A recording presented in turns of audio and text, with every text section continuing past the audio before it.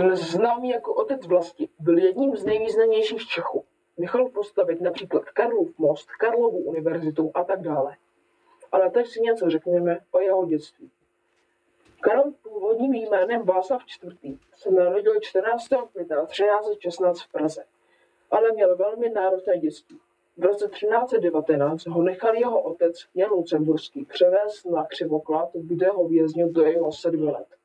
Do roku 1323. V roce 1323 ho povolal do Paříže na královský dvůr. Tam potkal svoji tetu a otcovu sestru Marii. 7letý princ dostal na královském hradě Saint-Germain-en-Laye v Paříži péči, o jaké ani nesměl. V roce 1333 ho Jan Lucemburský na naléhání české šlechty pověřil správou Čech a Moravy. Českým králem se stal v roce 1346, když jeho otec zemřel v bitvě u Křesťapa. V roce 1346 byl korunován na německého krále a na římského císaře.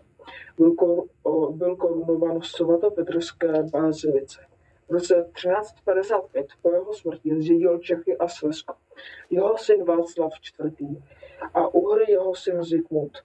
Po Václavě smrti se Zikmund stal českým králem.